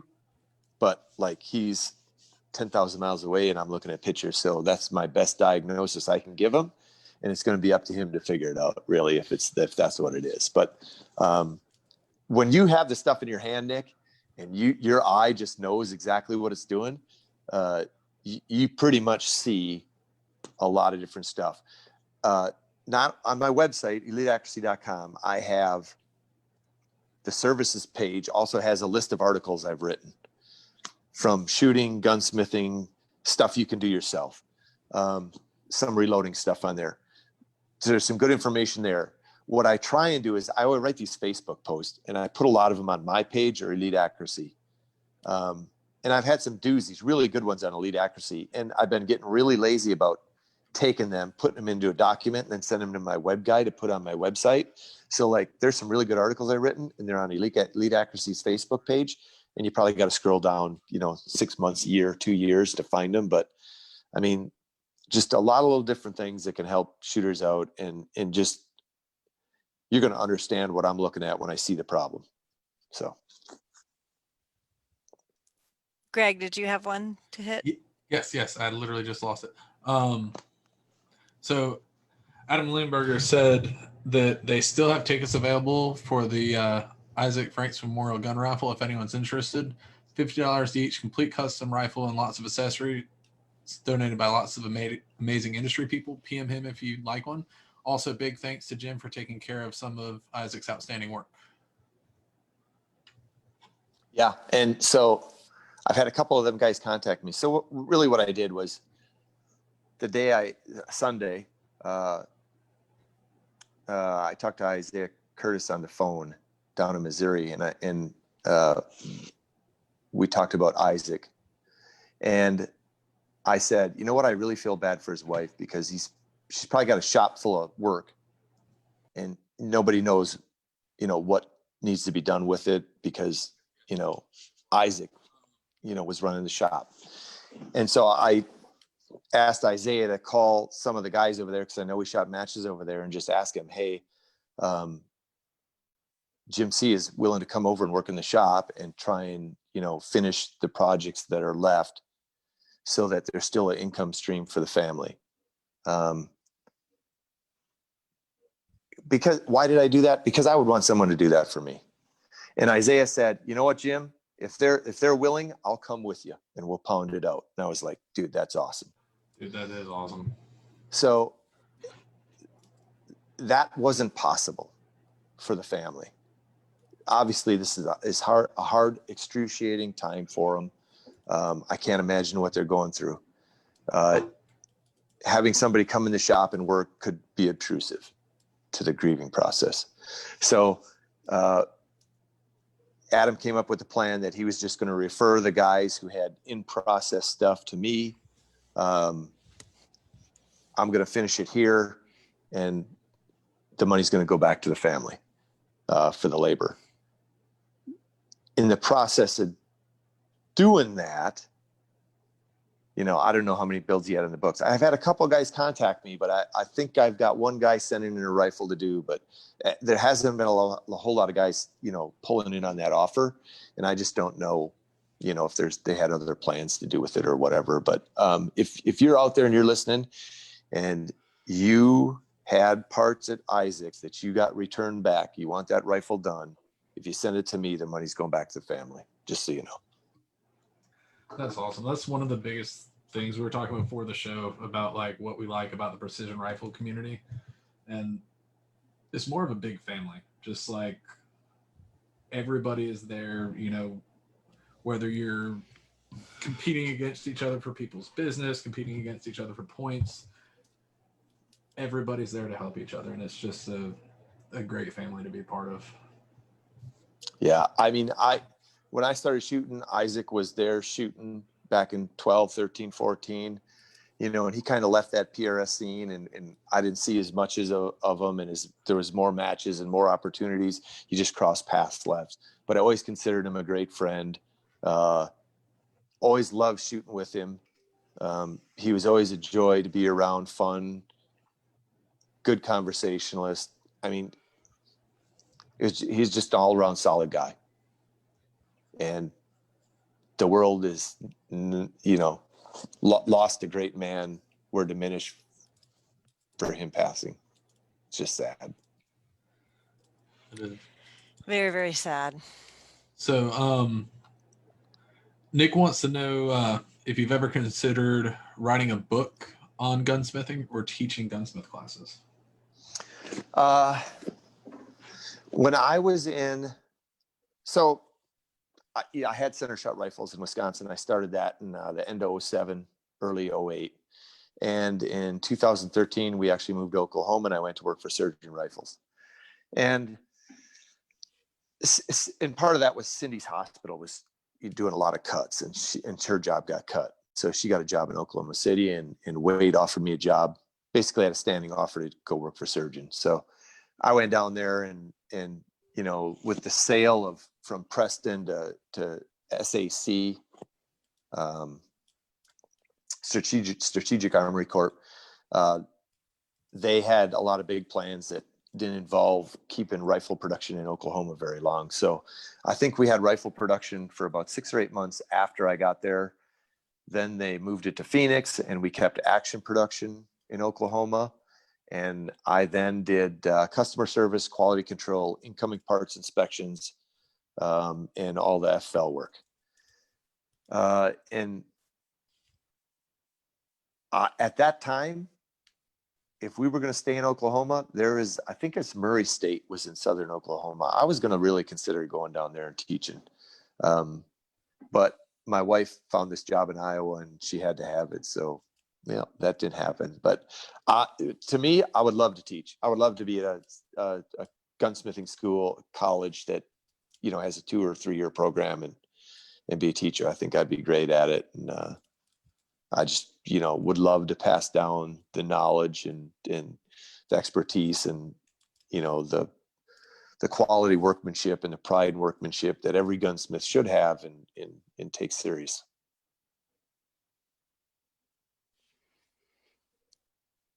I'm muted. That would be awesome. I was about to say. Come on, we've been on for an hour and a half, and this is the first time I forgot to unmute myself. That might be a new record for me. I'm very proud. Mike Bell wants to know if you know of any good books on rifle building that you might recommend. Oh, I know I read Accuracy Facts by Vaughn. I still have that book. It's worth a lot of money, apparently. Everybody wants it. He covers a lot of stuff. He makes a lot of assumptions.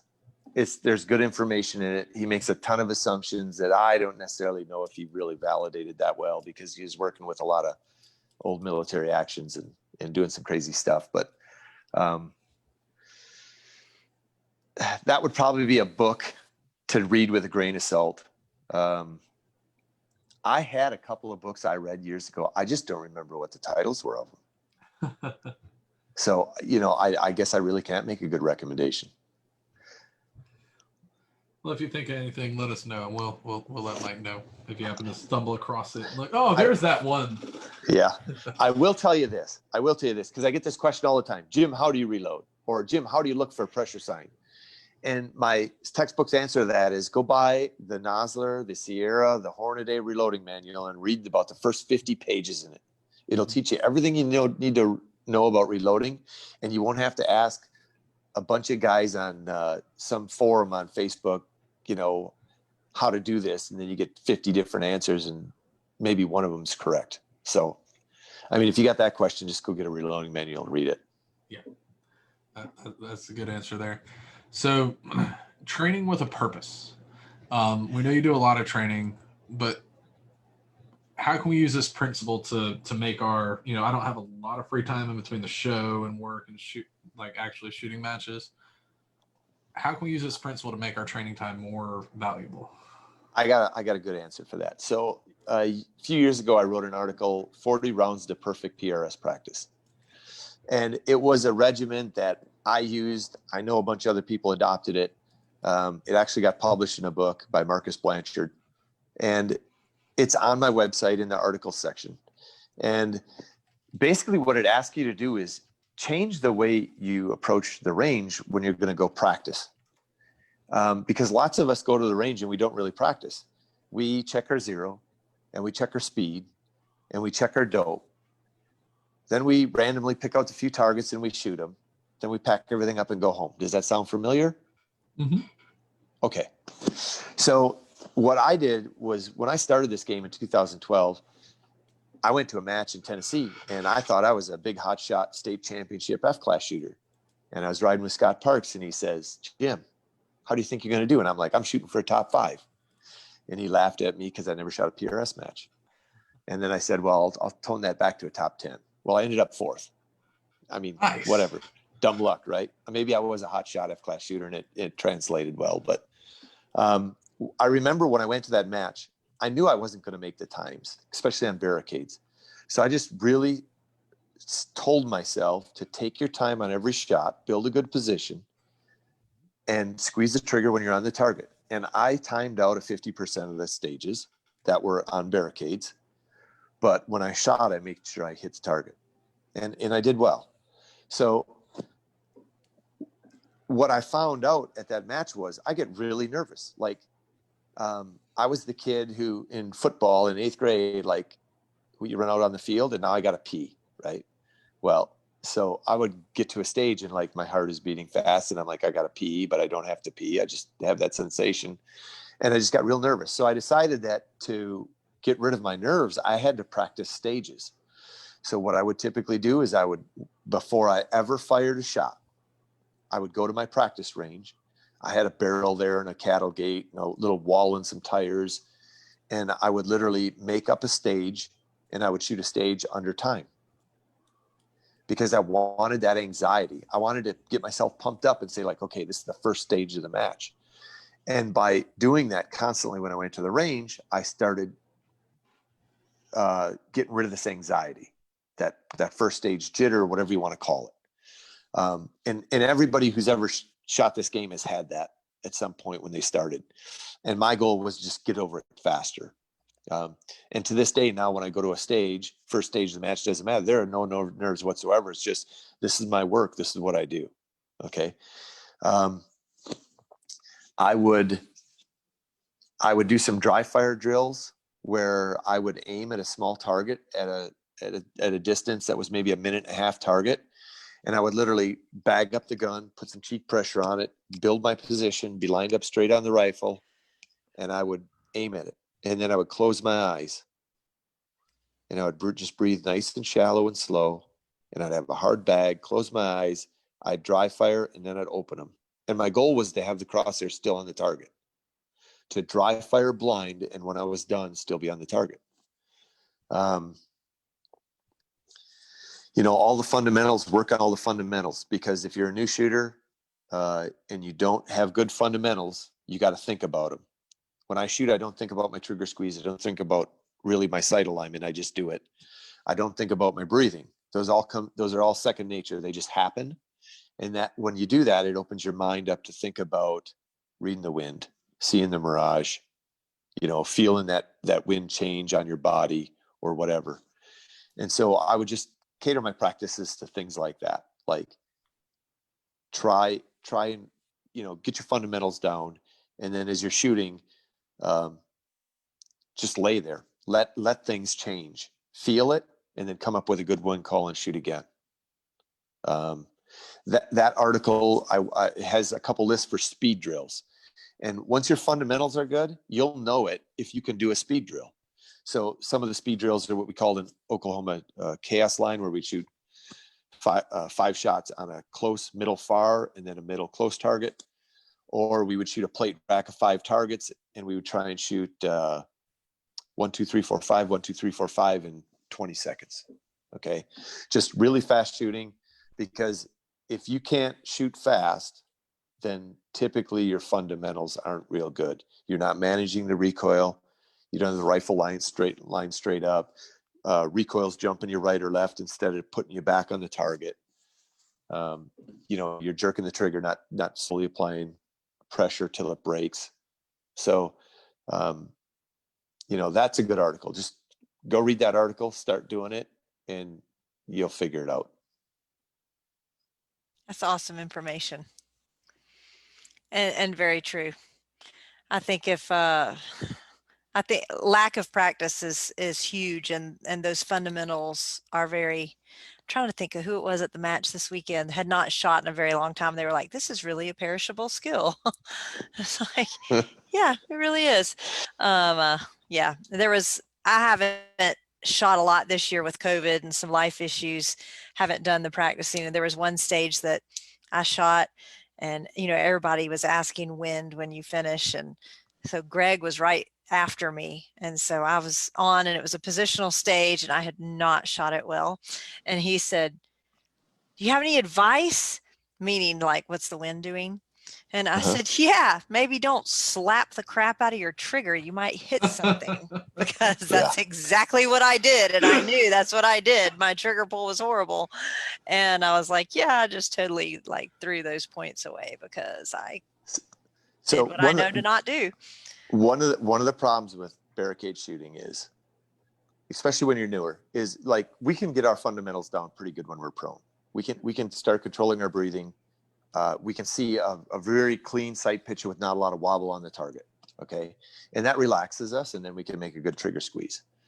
But then you throw the PRS aspect into it, the barricade style shooting. And now what happens is, if you can't get steady, you have this wobbling sight picture, and you're on the target, off the target, as fast as I can say it. And you just get this habit. Now you're trying to time it, and you're like, you jerk the trigger. And then even if you broke it on the target, you jerked the trigger so hard, you pulled the gun off the target. Mm-hmm. And that's one of the hardest things for shooters to get a handle on, because really, if you go to a barricade heavy match and you're that way, then you don't even shoot prone good, because you've got this bad habit now of slapping the trigger, and you go to the next prone stage, and the first 2 shots you slap the trigger, because it's just what you did for the last 20 on the barricades. So you really got to get a handle on building a solid position, because if you can't build a solid position that allows you to hold the target, you're always going to induce this panic. Okay. And when I started teaching the free recoil, or free-ish recoil, or alternative recoil management, whatever you want to call it today, the goal with that was, if we set the gun on a bag, and this really didn't become popular till the Game Changer came out, because that bag revolutionized getting steady on a barricade.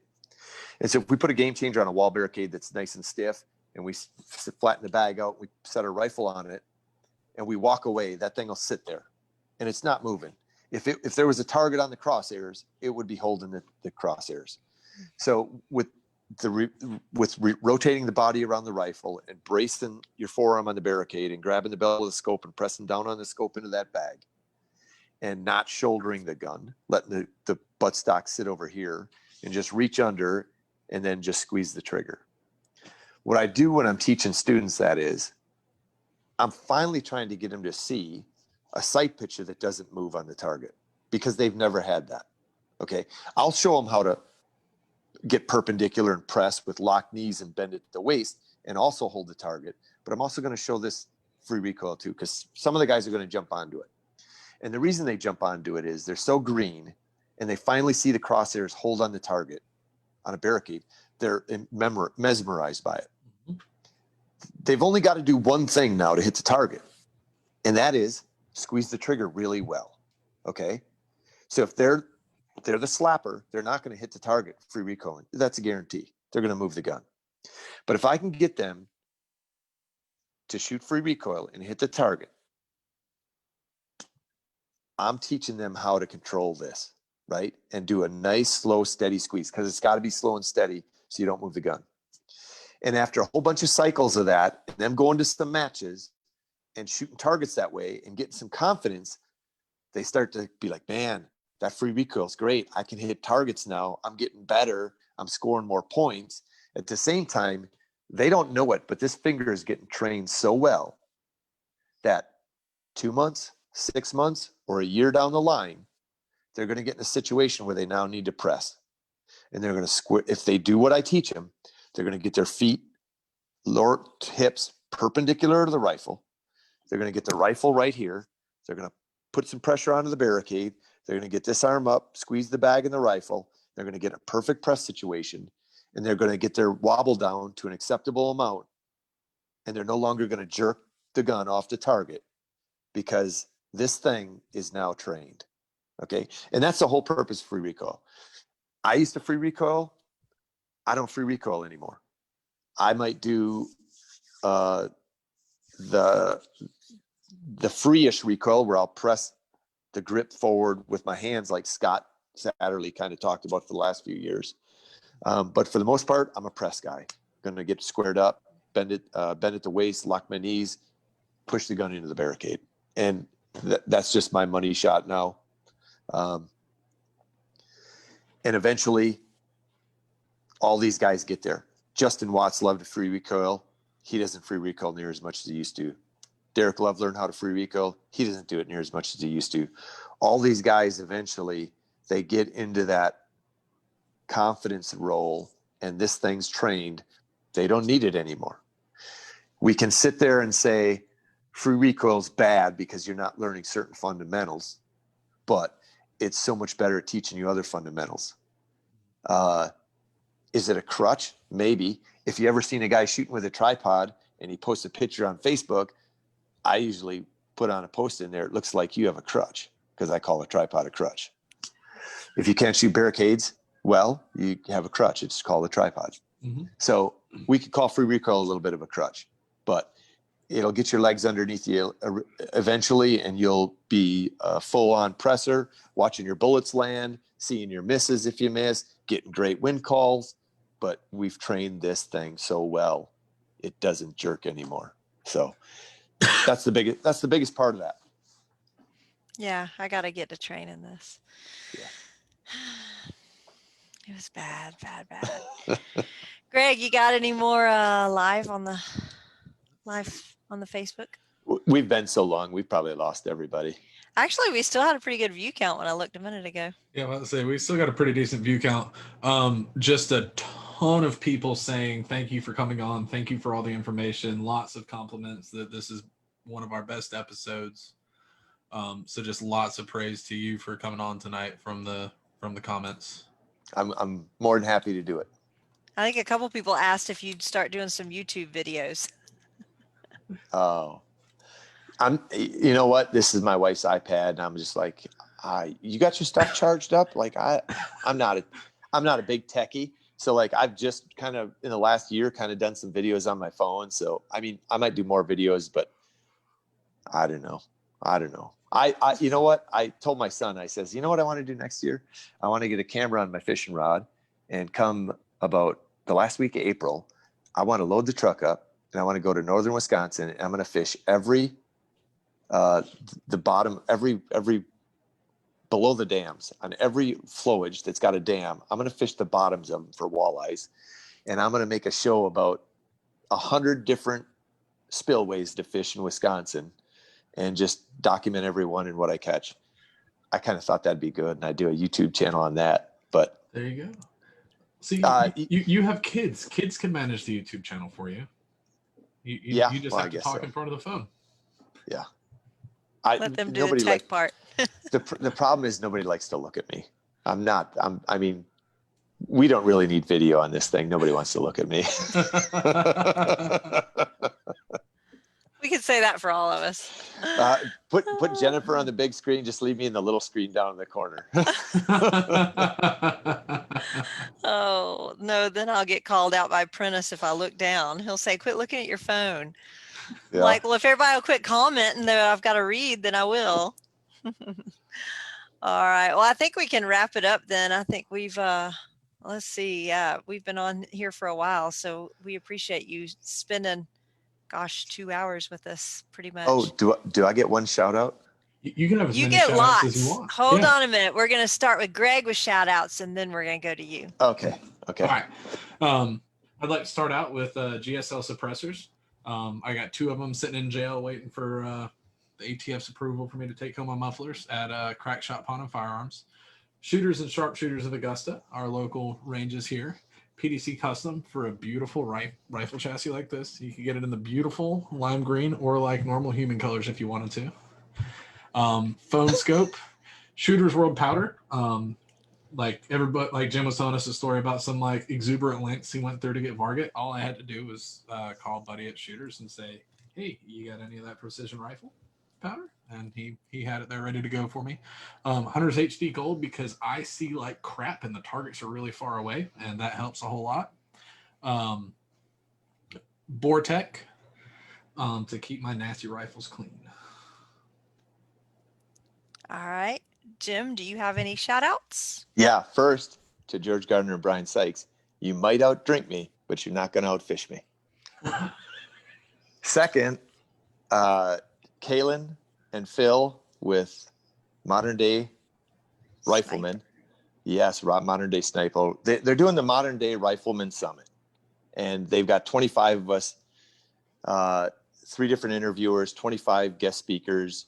That's coming up here September 28th through October 2nd is the free portion. You can go to my Facebook page, and at the top of the page, there is a link to sign up for the free portion of that. I think you're going to get 25 hours. If you can watch it in 4 days, you can get 25 hours of it. Then they have another sign up there if you want to pay, and you can watch it over any length of time and some other odds and end goodies you can get. So if you want the free portion, go to my page, click the link, register, and you get updated on it. You can also see who else is speaking. Vortex Optics, Impact Precision, 2 of my trusted guys who you keep me supplied. And then American Outdoor Brands. My friend Jared there, I do some work for him. Obviously, we did the Caldwell rifles a few weeks ago. They had me out at Fred Eichler's ranch in July.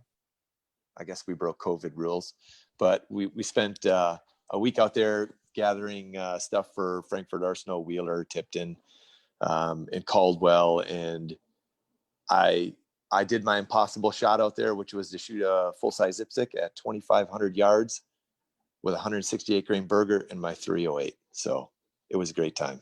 Damn. Wow. That's impressive. Yeah. Wow. It took me, we made a lot of mistakes. When you take a full-size Zipstick on flat ground and you set it on top of a 5-foot T-post, literally from your perspective at the shooting position, you can shoot over the head of the target and you will see the bullet land underneath the target 20 feet away. So I think I shot up about 3 magazines of shells until I realized, dude, you're not shooting under, you're shooting over the thing. Okay. So at that point we just said, okay, give it a rest. And we waited about an hour and we came back and I loaded 2 magazines and I hit the target and I had 1 bullet left. So 19 shots. So I was happy with that. It was a lot of shade tree, really crappy gunsmithing to engineer my sight so that I could dial. I think I dialed 30 some mils, and then, oh, I don't remember. I had to hold, I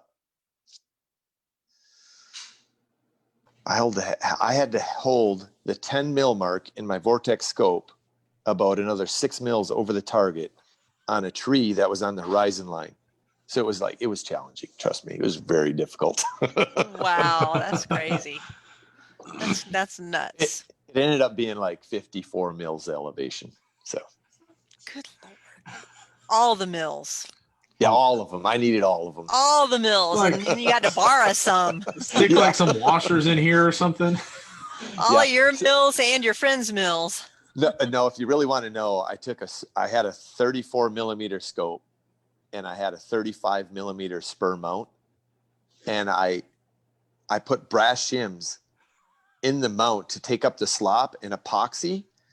I sprayed the scope with release agent and I put the shims in there and I set it in epoxy and I put the tops on and I had that thing ultra canted.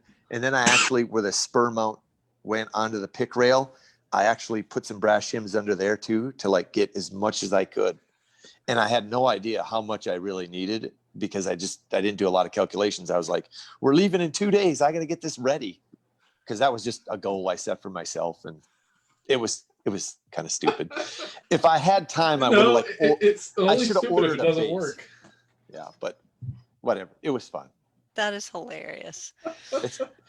There's on my Facebook page, if you go down far enough to July, I literally got a picture of me and Fred and the IPSC with the bullet splash on it. And funny enough, the bullet came apart at that distance. Like I was picking up, I never found the brass, but I found little lead fragments. And then I got a picture from 2 shooting benches over. Some other guys were trying to do it. So I moved 2 shooting benches over and I literally took a picture through my scope of what my hold looked like.